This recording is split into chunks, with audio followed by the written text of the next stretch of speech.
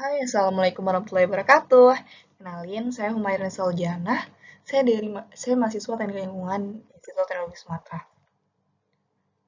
Dan di sini saya akan menjelaskan tentang soil contamination. Oh ya, BTW ini mata kuliah kesehatan lingkungan nih. Nah, di sini kita mau membahas tentang pencemaran tanah. Soil contamination atau pencemaran tanah adalah keadaan di mana bahan kimia buatan manusia masuk ke dalam tanah dan merubah lingkungan tanah itu sendiri. Jadi tuh bahan kimia tuh datangnya tuh dari aktivitas manusia dan dia tuh dibuang sembarangan ke tanah dan akhirnya malah merusak dari fungsi tanah itu sendiri. Apa sih penyebabnya? Nah, yang pertama ada dari kebocoran air limbah, bahan kimia industri, fasilitas komersial, penggunaan pestisida, masuknya air permukaan tanah tercemar, kecelakaan kendaraan. Nah, maksudnya di sini kecelakaan kendaraan tuh ini misal nih mobil kecelakaan tumburan, terus olinya tumpah ke tanah, minyaknya juga. Nah, itu tuh bisa itu kan zat yang bukan seharusnya di tanah tiba-tiba masuk ke tanah. Jadi dia tuh bakal ngerusak fungsi. Dan yang terakhir juga ada, dia tuh air limbah yang dibuang sembarangan. Tidak memenuhi syarat. Dibuang langsung ke tanah. Akibatnya, itu tanah tercemar. Nah, seperti yang jelas di sini terlihat, ini tuh semua adalah akibat dari aktivitas manusia. Hmm. Makanya dari itu kita tuh perlu banget memperhatikan aktivitas kita itu merugikan nggak bagi lingkungan.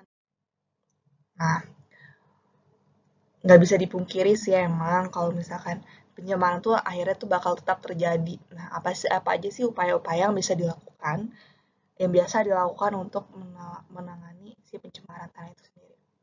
Yang pertama itu ada remediasi. Nah, remediasi ini kegiatan untuk membersihkan tanah dari tanah yang tercemar. Jadi membersihkan permukaan tanah yang tercemar. Remediasi ini tuh bisa dilakukan secara in situ dan ex situ. Yang kedua ada bioremediasi. Ini juga sama di pembersihan tanah. Cuman dia menggunakan mikroorganisme seperti jamur atau bakteri untuk ngebersihin tanah itu. Yang terakhir itu ada juga fitoremediasi. Ini juga sama teknologi pembersihan tanah. Tapi di sini dia menggunakan bantuan tanaman sebagai alat untuk mengakumulasi zat-zat yang tidak seharusnya ada di tanah itu. Nah, masuk ke pencemaran. Bagaimana pencemaran tanah itu berakibat terhadap kesehatan lingkungan, terutama kesehatan manusia.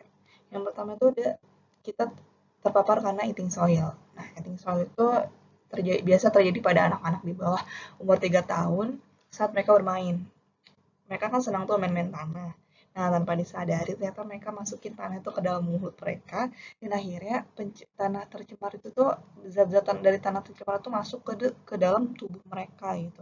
Nah, kalau misalkan pada orang dewasa itu tuh terjadinya secara tidak langsung biasanya. Misalkan kita konsumsi sayuran ataupun hewan gitu. Sayuran yang ditanam di tanahnya ternyata tanah tercemar, kita nggak tahu gitu. Dan karena udah telanjur ya zat-zat tercemar itu terserap ke sayuran dan ternyata tubuh kita juga menyerap zat-zat tercemar itu dan akhirnya itu berdampak pada tubuh kita. Yang kedua itu ada inhalation. Contohnya pada pertanian nih, misalkan nih ada tanah yang terkontaminasi. Nah, dia itu ternyata melepaskan partikel ke udara dan kemudian tuh terhirup oleh petani atau orang-orang yang ada di sekitar tanah itu. Ya udah masuk deh tuh kehirup, masuk deh ke tubuh. Terus skin contact. Nah, biasanya tuh terjadi pada bahan organik yang mudah menguap. Contohnya pada logam berat Cr yang dapat menyebabkan masalah kulit bila kita kontak langsung dengan bahan kimia tersebut. Sedangkan kita mana tahu kalau ternyata kita kontak langsung dengan logam berat tersebut. Ngeri banget ya. Dan yang terakhir ada indirect contact. Nah, ini biasanya terjadi melalui air permukaan dan mengakibatkan terkontaminasinya air tanah. Sedangkan air tanah tersebut dikonsumsi oleh tanaman dan hewan.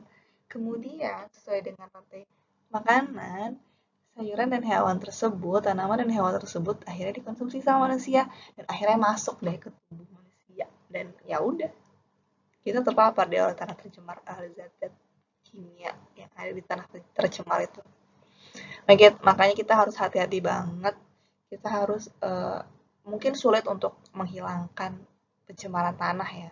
Tapi seenggaknya kita harus berusaha untuk mengurangi terjadinya pencemaran tanah. Mantap. Nah, itu aja materi dari saya. Apabila ada kekurangannya, mohon maaf banget.